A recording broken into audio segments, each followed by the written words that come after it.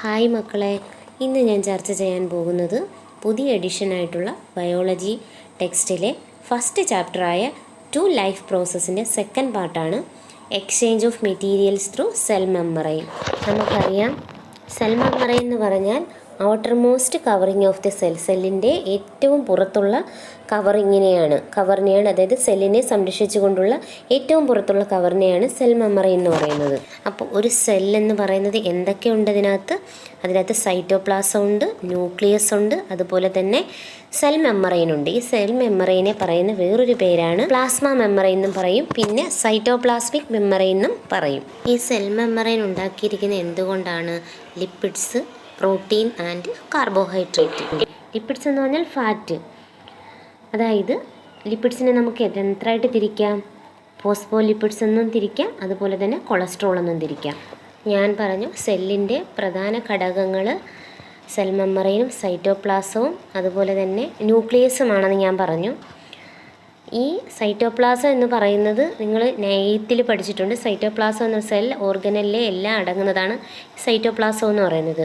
അതായത് ന്യൂക്ലിയസ് അല്ലാതെ സെല്ലിനകത്തുള്ളത് സെൽ ഓർഗനലിലെ എല്ലാം അടങ്ങുന്നതാണ് ഈ സൈറ്റോപ്ലാസം. അതായത് എൻഡോപ്ലാസ്മിക് റെറ്റിക്കുലവും മൈറ്റോകോൺട്രിയയും ഗോൾഗി കോംപ്ലക്സും അതുപോലെ ഓർഗനലിലെ എല്ലാം അടങ്ങുന്നതാണ് cytoplasm.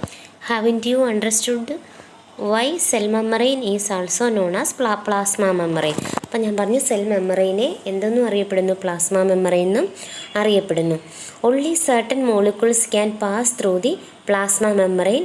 Water, oxygen, carbon dioxide etcetera can easily pass through it. അതായത് ചില മോളിക്യൂൾസ് മാത്രമേ ഏത് വഴി പ്ലാസ്മ മെമ്മറൈൻ വഴി സെല്ലിനകത്തോട്ട് കടക്കാൻ സാധിക്കുകയുള്ളൂ. ഏതൊക്കെയാണ്? വാട്ടറിൻ്റെ മോളിക്യൂളും, ഓക്സിജൻ, അതുപോലെ തന്നെ കാർബൺ ഡൈ ഓക്സൈഡ് സെല്ലിന് അകത്തുനിന്ന് പുറത്തോട്ട് എക്സ്ക്രീറ്ററിയാണ്, അത് പുറത്തോട്ടാണ് വരുന്നത്. ഓക്സിജൻ അകത്തോട്ട് പോയിട്ട് കാർബൺ ഡൈ ഓക്സൈഡ് പുറത്തോട്ട് വരുവാണ് ചെയ്യുന്നത്. Can easily pass through it, but certain substances and ion can only pass through special channel or pores present in the plasma membrane. എന്നാൽ ചില സബ്സ്റ്റൻസസുകൾക്ക്, അമിനോ ആസിഡ്, അതുപോലെ തന്നെ കാർബോഹൈഡ്രേറ്റ്, അതുപോലെ തുടങ്ങിയ സബ്സ്റ്റൻസുകൾക്കും അയോൺ എന്ന് പറഞ്ഞാൽ എന്താണ്? അതായത് പൊട്ടാസ്യം, സോഡിയം, ക്ലോറിൻ അതുപോലെയുള്ള അയോണുകൾക്ക് can only pass through special channel or pores എന്ന് വെച്ചാൽ സുഷിരങ്ങൾ. അങ്ങനെ പ്രത്യേകതരം ചാനലുകൾ വഴിയോ അതായത് സുഷിരങ്ങൾ വഴിയോ മാത്രമേ പ്രസൻറ്റ് ഇൻ ദ പ്ലാസ്മ മെമ്മറൈനകത്ത് പ്രസൻറ്റ് ചെയ്ത പോർസ് വഴി മാത്രമേ അകത്ത് കിടക്കാൻ സാധിക്കുകയുള്ളൂ. ഈ ഒരു ക്വസ്റ്റ്യൻ കിടക്കുന്നുണ്ടോ? Why plasma membrane is known as selectively permeable membrane find out. അതിൻ്റെ ആൻസർ ഇതാണ്. Only certain molecules can pass through the plasma membrane. Water, oxygen, carbon dioxide etcetera can easily pass through it, but certain substances and ion can only pass through special channels or pores present in the plasma membrane. ഇതാണ് അതിൻ്റെ answer. Molecules are constantly passing in and out of the cell. Don't you what you know about in and out? അതായത് molecules അകത്തോട്ടും പുറത്തോട്ടും പൊയ്ക്കൊണ്ടിരിക്കുകയാണ് എപ്പോഴും. Do the activity given below to understand how water molecules pass through the plasma membrane. നമ്മൾ പറഞ്ഞു, വാട്ടറിൻ്റെ molecule plasma membrane വഴി സെല്ലിനകത്തോട്ട് പോകുന്നുണ്ടെന്ന് പറഞ്ഞു. അത് എങ്ങനെയാണ് സെല്ലിനകത്തോട്ട് പോകുന്നതെന്ന് ഒരു ആക്ടിവിറ്റിയിലൂടെ മനസ്സിലാക്കാമെന്നാണ് പറയുന്നത്. Take a thin outer layer of spinach or Rhoeo leaf. Spinach എന്ന് പറയുന്നൊരു പാലക്കെന്ന് പറയുന്നൊരു ചീരയാണ്. Cut it into 2 pieces and put one in fresh water and the other in concentrated salt solution. അത് രണ്ടായിട്ട് 2 പീസായിട്ട് കട്ട് ചെയ്തിട്ട് എന്ത് ചെയ്യണം? ഒരെണ്ണം ഫ്രഷ് ആയിട്ടുള്ള വാട്ടറിലും രണ്ടാമത്തത് concentrated salt solution. Concentrated salt solution എന്ന് പറഞ്ഞാൽ ഗാഢമായിട്ടുള്ള ഉപ്പ് ലൈൻ, അതായത് വെള്ളം കുറവും ഉപ്പ് കൂടുതലും. ആഫ്റ്റർ 2 minutes 2 മിനിറ്റ് കഴിഞ്ഞതിന് ശേഷം transfer both the layer to the slide and observe under a microscope. അത് എടുത്തൊരു സ്ലൈഡിൽ വെച്ചിട്ട് മൈക്രോസ്കോപ്പിലൂടെ നോക്കാനാണ് പറയുന്നത്. Illustrate your observation. അപ്പോൾ എന്ത് സംഭവിക്കും? നമ്മളിങ്ങനെ നോക്കുമ്പോൾ സാൾട്ട് വാട്ടറിലിട്ടത് ഷ്രിങ്ക് ചെയ്യും. ഇറ്റ് വിൽ ഷ്രിങ്ക്, ചുരുങ്ങും. അതെന്തുകൊണ്ടാണ്? അതായത് സാൾട്ട് വാട്ടറിനേക്കാളും വാട്ടർ കണ്ടൻറ്റ് കൂടുതൽ സാൾട്ടിൽ എന്ന് പറയുന്നത് നമ്മൾ പറഞ്ഞ് കോൺസെൻട്രേറ്റഡ് സാൾട്ട് സൊല്യൂഷനാണ്. അതായത് ഉപ്പ് കൂടുതലും വാട്ടറിൻ്റെ മോളിക്യൂൾ കുറവുമാണത്. അപ്പോൾ അതിനേക്കാളും കോൺസെൻട്രേഷൻ, അതായത് വാട്ടറിൻ്റെ കോൺസെൻട്രേഷൻ ഉള്ളത് എവിടെയാണ്? ഈ സ്പിനാച്ച് ലീഫിലോ അല്ലെങ്കിൽ റേത ലീഫാന്ന് വെച്ചെടുക്കുന്ന ആ ഇലയിലാണുള്ളത്. അപ്പോൾ വാട്ടർ മോളിക്യൂൾ എങ്ങോട്ട് പോകും? ഈ സ്പിനാച്ച് ലീഫിൽ നിന്നും നേരെ ഈ സാൾട്ട് സൊല്യൂഷനിലോട്ട് പോകും. അതായത് ഹൈ കോൺസെൻട്രേഷനിൽ നിന്നും ലോ കോൺസെൻട്രേഷനിലോട്ട് പോകും. അതുപോലെ തന്നെ ഫ്രഷ് വാട്ടർ എടുക്കുമ്പം ഫ്രഷ് വാട്ടറിൻ്റെ കേസിലാണെങ്കിലോ, ഫ്രഷ് വാട്ടറിൻ്റെ കേസിൽ ലീഫിനേക്കാളും വാട്ടർ മോളിക്യൂൾ എവിടെയാണ് കൂടുതൽ? വാട്ടറിലാണ് കൂടുതൽ. അപ്പം എങ്ങോട്ട് പോകും? വാട്ടർ മോളിക്യൂൾ ഹൈ കോൺസെൻട്രേഷൻ ആയിട്ടുള്ള ഫ്രഷ് വാട്ടറിൽ നിന്നും ലോ കോൺസെൻട്രേഷൻ ആയിട്ടുള്ള ലീഫിലോട്ട് പോകും water molecule.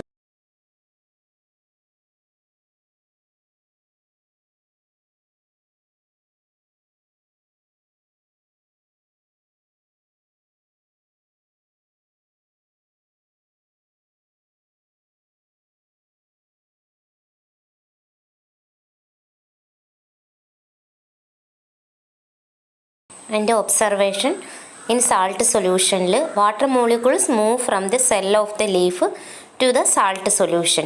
That is they move from a region of high concentration to the region of low concentration. Hence the leaf will shrink. In fresh water, water molecules move from fresh water to the leaf, that is they move from the region of high concentration to the region of low concentration. Hence the leaf will swell. Next ഒരു experiment നോക്കൂ. In a beaker fresh water and salt water are separated by semi permeable membrane.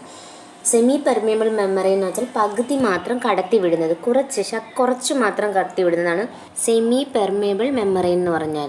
നോക്കൂ, at the beginning of എക്സ്പെരിമെൻറ്റിൻ്റെ ബിഗിനിങ്ങിൽ, തുടക്കത്തിൽ ഈ pink കളറിലുള്ളത് water മോളിക്യൂളും അതുപോലെ തന്നെ yellow കളറിലുള്ളത് salt മോളിക്യൂളുമാണ്. അപ്പോൾ ബിഗിനിങ്ങിൽ നോക്ക്, എയിൽ വാട്ടർ മോളിക്യൂൾ കൂടുതലും ബിയിൽ സാൾട്ട് മോളിക്യൂൾ കൂടുതലുമാണ്. ആഫ്റ്റർ 1 hour, ഒരു മണിക്കൂറിന് ശേഷം നോക്ക്, എയിൽ കുറവും ബിയിൽ കൂടുതലുമാണ്. അതായത് വാട്ടർ മോളിക്യൂൾ കൂടുതലുള്ള സ്ഥലത്തു നിന്ന് വാട്ടർ മോളിക്യൂൾ കുറവുള്ള സ്ഥലത്തിലേക്ക് അത് പാസ് ചെയ്യുന്നു. Concentration of water molecules at the beginning of the experiment അപ്പോൾ കൂടുതലായിരുന്നോ കുറവായിരുന്നോ? ഹൈ ആയിരുന്നു അല്ലേ? Concentration of water molecule after 1 hour, 1 hourന് ശേഷം എന്താണ് സംഭവിച്ചത്? അതായത് വാട്ടർ മോളിക്യൂൾ കുറവും ആ ബിയിലുള്ള ആ ബീക്കറിലുള്ള വാട്ടർ മോളിക്യൂൾ കൂടുതലുമായി അല്ലേ? അപ്പോൾ concentration of water molecule at the beginning of the experiment, പരീക്ഷണത്തിൻ്റെ ആദ്യത്തിൽ എങ്ങനെയായിരുന്നു? അത് വാട്ടർ മോളിക്യൂൾ ഹൈ ആയിരുന്നു. അവിടെ ഹൈ എന്ന് എഴുതണം. Concentration of water molecule after 1 hour, 1 hourന് ശേഷം എന്ത് സംഭവിച്ചില്ല? സൈ അല്ലേ? രണ്ടാമത്തെ പിക്ചറിൽ എയിൽ കുറവല്ലേ water molecule? Direction of flow of water molecule, direction എങ്ങോട്ടാണ് പോയത്? അതായത് ഹൈ കോൺസെൻട്രേഷനിൽ നിന്നും ലോ കോൺസെൻട്രേഷനിലോട്ട് പോയി അല്ലേ? വാട്ടർ മോളിക്യൂൾ കൂടുതലായിരുന്ന സ്ഥലത്തു നിന്ന് കുറവായിട്ടുള്ള സ്ഥലത്തോട്ട് പോയി. Why did the cell that was immersed in the salt water shrink? ഞാൻ പറഞ്ഞു, നമ്മൾ ഒന്ന് ഉപ്പ് ലായനിയിൽ ഇട്ട് വെച്ചിട്ട് സ്പിനാച്ചിൻ്റെ ലീഫ് ഷ്രിങ്കായെന്ന് പറഞ്ഞു. അപ്പോൾ അതിൻ്റെ സെല്ലാണ് ഷ്രിങ്കാവുന്നത്. അതെന്തുകൊണ്ടാണ്? അതായത് water molecule pass from the leaf to the salt solution അല്ലേ? അതിനകത്തെ വാട്ടർ മോളിക്യൂൾ, അതായത് ലീഫിനകത്തെ സെല്ലിനകത്തുള്ള വാട്ടർ മോളിക്യൂൾ എങ്ങോട്ട് പാസ് ചെയ്തു? സാൾട്ട് സൊല്യൂഷനിലോട്ട് പാസ് ചെയ്തത് കൊണ്ടാണ് ആ ലീഫ് ഷ്രിങ്കാവാൻ കാരണം. നെക്സ്റ്റ് നമുക്ക് പഠിക്കാനുള്ളതാണ് osmosis. Osmosis is the movement of water molecules from a region of its high concentration to a region of its lower concentration through a semi-permeable membrane. അപ്പോൾ നെക്സ്റ്റ് പഠിക്കാനുള്ള ടോപ്പിക്കാണ് ഓസ്മോസിസ്. വാട്ട് ഈസ് ഓസ്മോസിസ് എന്നൊക്കെ ചോദിക്കും. ഞാൻ question answer തരാം. Osmosis എന്ന് പറയുന്നത് is the movement of, അപ്പോൾ ഇത്രയും നമ്മൾ പരീക്ഷണം നടത്തിയതിൽ നിന്നെല്ലാം മനസ്സിലായത് അത് ഓസ്മോസിസ് എന്ന പ്രക്രിയയാണ്. എന്താണ്? ഈ ഹൈ കോൺസെൻട്രേഷൻ ആയിട്ടുള്ള വാട്ടറിൽ നിന്നും ലോ കോൺസെൻട്രേഷൻ ആയിട്ടുള്ള വാട്ടറിലോട്ട് മോളിക്യൂൾ പാസ് ചെയ്യുന്നത്. Osmosis is the movement of water molecule from a region of high concentration to the region of lower concentration. അതായത് വാട്ടറിൻ്റെ മോളിക്യൂൾ കോൺസെൻട്രേഷൻ കൂടിയ സ്ഥലത്തു നിന്നും, അതായത് വാട്ടർ മോളിക്യൂൾ കൂടിയ സ്ഥലത്തു നിന്ന് വാട്ടർ മോളിക്യൂൾ കുറഞ്ഞ സ്ഥലത്തിലേക്കുള്ള മൂവ്മെൻറ്റ് ഏത് വഴിയാണ്? സെമി പെർമിയബിൾ മെമ്മറൈൻ എന്ന് വെച്ചാൽ ഒരു വഴിയില്ലാതെ പോകത്തില്ലല്ലോ അങ്ങോട്ടും ഇങ്ങോട്ടും. അപ്പോൾ സെമി പെർമിയബിൾ മെമ്മറൈൻ വേണം, കാരണം പോകാനുള്ള കുറച്ച് വഴി വേണം. അപ്പോൾ ഓസ്മോസിസ് എന്തുവാണെന്ന് മനസ്സിലായി കാണുമല്ലോ. അത് അപ്പം മനസ്സിലാക്കണമല്ലോ നമ്മൾ ആദ്യത്തെയും രണ്ടാമത്തെ എക്സ്പെരിമെൻറ്റ് എന്തിനു വേണ്ടിയിട്ടായിരുന്നു, ഈ വാട്ട് ഈസ് ഓസ്മോസിസ് ഇത് പഠിക്കാൻ വേണ്ടിയിട്ടായിരുന്നു ആ 2 എക്സ്പെരിമെൻറ്റും ഈ ടെക്സ്റ്റിൽ കൊടുത്തിരുന്നത്. ഇപ്പോൾ മനസ്സിലായി കാണുമല്ലോ ഓസ്മോസിസ് വഴി സെല്ലിനകത്തോട്ടും പുറത്തോട്ടും എങ്ങനെയാണ് വാട്ടർ മോളിക്യൂൾ പോകുന്നതെന്ന്. സെല്ലിനകത്ത് വാട്ടർ മോളിക്യൂൾ കൂടുതലാകുമ്പോൾ സെല്ലിന് പുറത്തോട്ട് പോവുകയും സെല്ലിനകത്ത് വാട്ടർ മോളിക്യൂൾ കുറവാകുമ്പോൾ എക്സ്റ്റേണൽ എൻവയോൺമെൻറ്റിൽ നിന്ന് സെല്ലിനകത്തോട്ട് വാട്ടർ മോളിക്യൂൾ എത്തിച്ചേരുകയും ചെയ്യുന്നു. നെക്സ്റ്റ് ഒരു കുഞ്ഞിൻ്റെ ഡൗട്ടാണ്, there are other factors besides water, how do they get in and out of the cell. നമുക്കറിയാം വാട്ടർ മാത്രമല്ല സെല്ലിനകത്തോട്ട് പോകുന്ന വേറെ ഒരുപാട് സബ്സ്റ്റൻസസ് ഉണ്ടെന്നറിയാം. അതെങ്ങനെ പോകുന്നു? Didn't you notice the child's doubt? Analyze the illustration 1.5 according to the indicators and record the inferences by identifying how the movement of oxygen take place through plasma membrane. നമുക്കറിയാം വാട്ടറിന് പുറമെ ഓക്സിജൻ പോകുന്നുണ്ടല്ലേ, സെല്ലിനകത്തോട്ട് പോകുന്നുണ്ടെന്നറിയാം. അതെങ്ങനെയാണ് സെല്ലിനകത്തോട്ട് പോകുന്നത്? Through plasma membrane വഴി. നോക്ക്, oxygen picture നോക്കൂ. ഓക്സിജനും അതുപോലെ തന്നെ ഹൈ കോൺസെൻട്രേഷനുള്ള സ്ഥലത്ത് നിന്ന് ലോ കോൺസെൻട്രേഷനിലുള്ള സ്ഥലത്തോട്ട് തന്നെയാണ് പോകുന്നത് അല്ലേ, സൈറ്റോപ്ലാസത്തിലോട്ട്. അത് സെൽ മെമ്മറിയും കൊടുത്തിട്ടുണ്ട്, ഓക്സിജനും കൊടുത്തിട്ടുണ്ട്, സൈറ്റോപ്ലാസം കൊടുത്തിട്ടുണ്ട് അല്ലേ. അപ്പം അതും എങ്ങനെ തന്നെയാണ് കോൺസെൻട്രേഷനുള്ള സ്ഥലത്ത് നിന്ന് ലോ കോൺസെൻട്രേഷനുള്ള സ്ഥലത്തോട്ട് തന്നെയാണ് പോകുന്നത്. അപ്പം അത് നമുക്ക് എങ്ങനെ എഴുതാം?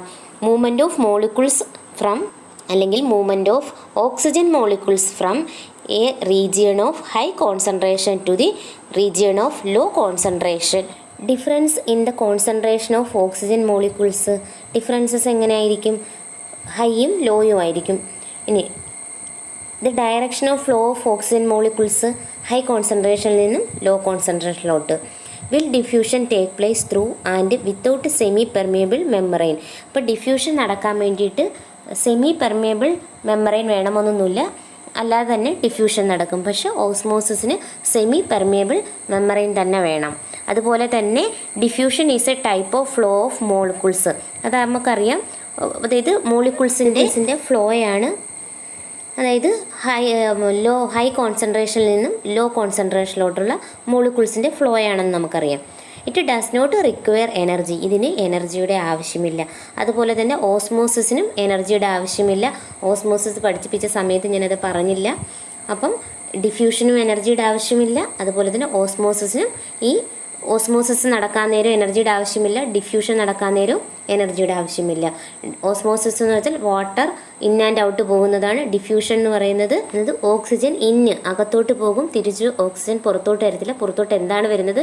കാർബൺ ഡൈ ഓക്സൈഡാണ് പുറത്ത് വരുന്നത്. അത് പ്രത്യേകം ഓർത്തോണം. നെക്സ്റ്റ് ഫാസിലേറ്റഡ് ഡിഫ്യൂഷൻ നോക്ക്. A process that does not require energy, ഇതിനും എനർജിയുടെ ആവശ്യമില്ല. And take place with the help of certain proteins in the plasma membrane. Plasma മെമ്മറൈനിലുള്ള കുറച്ച് പ്രോട്ടീൻ്റെ സഹായത്തോടു കൂടിയാണ് ഏത് നടക്കുന്നത്? ഫാസിലേറ്റഡ് ഡിഫ്യൂഷൻ നടക്കുന്നത്. ഏതൊക്കെ പ്രോട്ടീനാണ്? കരിയർ പ്രോട്ടീനും അതുപോലെ തന്നെ ചാനൽ പ്രോട്ടീനും. ഈ 2 പ്രോട്ടീൻ്റെ സഹായത്തോടു കൂടിയാണ് ഫാസിലേറ്റഡ് ഡിഫ്യൂഷൻ നടക്കുന്നത്. അതും എങ്ങനെയാണ്? കോൺസെൻട്രേഷൻ, അത് ഗ്ലൂക്കോസും അയോണുമാണ്. ഞാൻ അയോൺ എന്തൊക്കെയാണെന്ന് ഫസ്റ്റിലെ തന്നെ പറഞ്ഞു തന്നു. അപ്പം ഗ്ലൂക്കോസും അയോണിൻ്റെയും ഡിഫ്യൂഷനാണ് നടക്കുന്നത്. അപ്പോൾ എങ്ങനെയാണ്? അതും ഹൈ കോൺസെൻട്രേഷനിൽ നിന്നും ലോ കോൺസെൻട്രേഷനിലോട്ട് പോവുകയാണ്. അതേപോലെ അയോണും അതുപോലെ തന്നെ ഹൈ കോൺസെൻട്രേഷനിൽ നിന്നും ലോ കോൺസെൻട്രേഷനിലോട്ട് പോകും.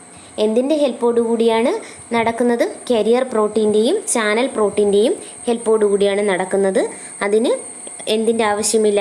എനർജി ആവശ്യമില്ല. നെക്സ്റ്റ് നമുക്ക് പഠിക്കാനുള്ളത് ആക്റ്റീവ് ട്രാൻസ്പോർട്ട്. ആക്റ്റീവ് ട്രാൻസ്പോർട്ടിന് എന്താവശ്യമുണ്ട്? എനർജി ആവശ്യമുണ്ട്. An energy requiring process that take place with the help of certain carrier protein in the plasma membrane. Plasma മെമ്മറൈനുള്ള കുറച്ച് കരിയർ പ്രോട്ടീൻ്റെ സഹായത്തോടു കൂടിയാണ് എന്ത് നടക്കുന്നത്? ആക്റ്റീവ് ട്രാൻസ്പോർട്ട് നടക്കുന്നത്. അതിന് എന്താവശ്യമുണ്ട്? എനർജി ആവശ്യമുണ്ട്. നോക്കൂ, ഇത് പോകുന്നത് എങ്ങനെയാണ്? ഈ പിക്ചറിൽ ആരോ മാർക്ക് നോക്കൂ. ലോ കോൺസെൻട്രേഷനിൽ നിന്നും ഹൈ കോൺസെൻട്രേഷനിലോട്ടാണ് പോകുന്നത്. മറ്റേതെങ്ങനെയാണ്? ഹൈ കോൺസെൻട്രേഷനിൽ നിന്നും ലോ കോൺസെൻട്രേഷനിലോട്ട്. തിരിഞ്ഞു പോകരുത്. ആക്റ്റീവ് ട്രാൻസ്പോർട്ട് പോകുന്നത് ലോ കോൺസെൻട്രേഷനിൽ നിന്നും ഹൈ കോൺസെൻട്രേഷനിലോട്ടാണ് പോകുന്നത്. അതായത് the concentration of salt are less, അവിടെ ലെസ്സാണ്. അതുപോലെ സെൽ മെമ്മറൈനുണ്ട്, സൈറ്റോപ്ലാസം ഉണ്ട്. ഇത് low concentration. The concentration of salt are more, ഇവിടെ സാൾട്ടിൻ്റെ കോൺസെൻട്രേഷൻ കൂടുതലാണ്. അപ്പോൾ എങ്ങനെയാണിത് പോകുന്നത്? അതായത് ഈ ഒരു പ്രോസസ്സ് നടക്കാൻ, അതായത് സോഡിയം അതായത് കോശത്തിനുള്ളിലോട്ട് പോകാൻ വേണ്ടിയിട്ടാണ്. അപ്പോൾ ഈ പ്രോസസ്സിന് എനർജി ആവശ്യമാണ്. അപ്പോൾ താഴെ ATP എന്ന് എഴുതി വെച്ചിരിക്കുന്നുണ്ടോ? ATP എന്ന് പറഞ്ഞാൽ അഡിനോസിൻ ട്രൈ ഫോസ്ഫേറ്റ് എന്നാണ്. അതായത് എനർജി ക്യാരിയിങ് മോളിക്കൂളാണത്. അപ്പോൾ എനർജി ആവശ്യമുണ്ടല്ലോ, അപ്പോൾ എനർജി ക്യാരിയിങ് മോളിക്കൂൾ വേണമല്ലോ. അപ്പോൾ ഈ പ്രോസസ്സ് നടക്കുമ്പോൾ ATP വിഘടിച്ചിട്ട് എന്തോ ആയി മാറും? ATP വിഘടിച്ചിട്ട് അഡിനോസിൻ ഡയോസൾഫേറ്റും അതുപോലെ തന്നെ ഇൻഓർഗാനിക് ഫോസ്ഫേറ്റുമായി മാറും. ATP എന്ന് പറയുന്നത് എന്താണ്? എനർജി ഗീവിങ് മോളിക്കൂളാണ്, എനർജി ക്യാരിയിങ് മോളിക്കൂളാണ്. അപ്പം ഈ ആക്റ്റീവ് ട്രാൻസ്പോർട്ട് നടക്കുമ്പോൾ എനർജി ആവശ്യമാണ്. അപ്പം എനർജി കൊടുക്കാനുള്ള എനർജി ഗീവിങ് മോളിക്കൂളാണ് ഏതെന്ന് പറയുന്നത് ATP. അതുപോലെ പ്രവർത്തനത്തിൻ്റെ ഫലമായി ATP വിഘടിച്ചിട്ട് എന്തായി മാറുന്നു? അഡിനോസിൻ ഡയോസൾഫേറ്റും അതുപോലെ ഇൻഓർഗാനിക് ഫോസ്ഫേറ്റുമായി മാറുന്നു. അപ്പം നോക്ക്, difference in the concentration of molecules. Difference എങ്ങനെയാണ്? ലോയിൽ നിന്നും ഹൈയിലോട്ടാണ് പോകുന്നത്. Protein in the plasma membrane that help the entry of molecules into the cell. അതായത് പ്ലാസ്മയിലുള്ള പ്രോട്ടീൻസ് ഹെൽപ്പ് ചെയ്യുന്നുണ്ട്. സെല്ലിൽ മോളിക്യൂള് എൻട്രി ചെയ്യാൻ വേണ്ടിയിട്ട് ഹെൽപ്പ് ചെയ്യുന്നു. അതേതാണ്? കരിയർ പ്രോട്ടീനാണ്. റിക്വയർമെൻറ്റ് ഓഫ് എനർജി റിക്വയർ ആണ്. ഇതിന് മാത്രമാണ്, ആക്റ്റീവ് ട്രാൻസ്പോർട്ടിന് മാത്രമാണ് എനർജി ആവശ്യമുള്ളത്.